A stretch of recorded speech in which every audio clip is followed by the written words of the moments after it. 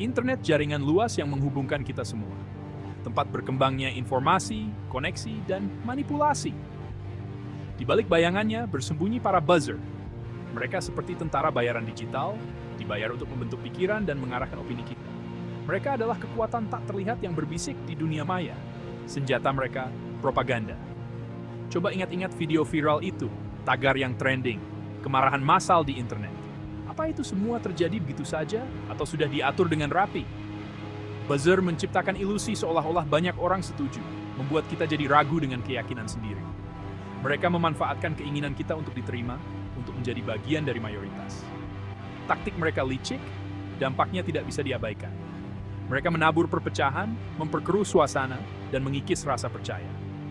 Ini bukan lagi soal menjual produk, ini tentang membentuk tatanan masyarakat kita.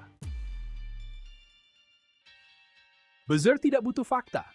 Senjata mereka adalah emosi, ketakutan, kemarahan, amarah. Inilah yang mereka manfaatkan. Sebuah komentar di waktu yang tepat. Cerita karangan, tagar yang diluncurkan secara strategis, hanya itu yang mereka butuhkan untuk memicu badai kemarahan di dunia maya. Ingat waktu seorang artis tiba-tiba diserang habis-habisan di internet?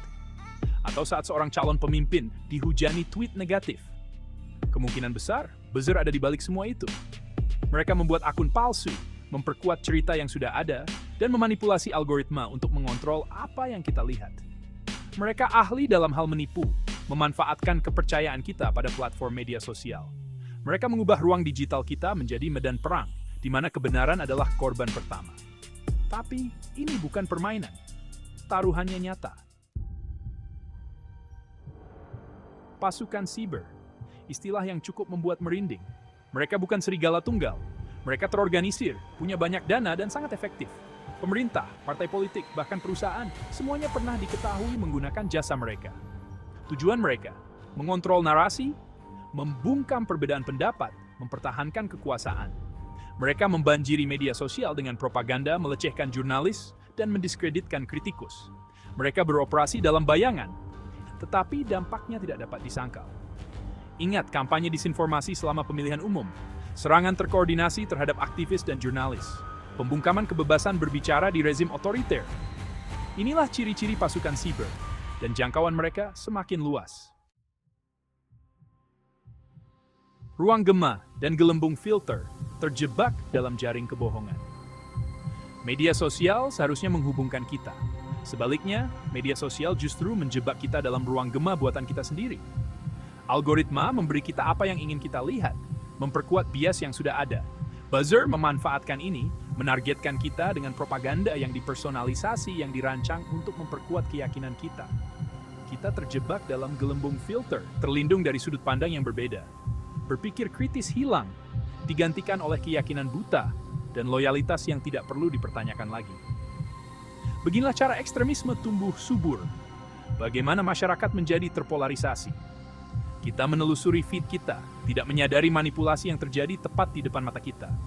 Kita menjadi peserta yang rela dalam indoktrinasi kita sendiri. Tangan tak terlihat, manipulasi politik dan terkikisnya demokrasi.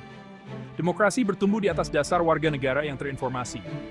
Buzzer merusak prinsip fundamental ini. Mereka memanipulasi pemilihan umum, menabur perpecahan di antara para pemilih, dan mengikis kepercayaan pada lembaga-lembaga demokrasi. Wacana politik direduksi menjadi pertempuran tagar dan tren viral. Fakta tidak relevan, emosi menguasai. Ini bukan demokrasi, ini adalah demagogi digital. Fondasi masyarakat kita sedang terancam. Kita harus sadar akan bahaya ini sebelum terlambat. Merebut kembali kehidupan digital kita, seruan untuk bertindak. Internet tidak harus seperti ini. Kita bisa melawan arus manipulasi online. Kita bisa memilih untuk menjadi pemikir kritis, mempertanyakan apa yang kita lihat, mencari perspektif yang beragam, tuntut transparansi dari perusahaan media sosial, minta pertanggungjawaban mereka atas konten yang mereka izinkan di platform mereka, dukung jurnalisme independen dan inisiatif pengecekan fakta, edukasi diri Anda dan orang lain tentang bahaya propaganda online. Masa depan kehidupan digital kita, dan tentu saja demokrasi kita, bergantung padanya. Kita harus merebut kembali ruang online kita dari cengkeraman para buzzer dan merebut kembali hak kita untuk berpikir sendiri.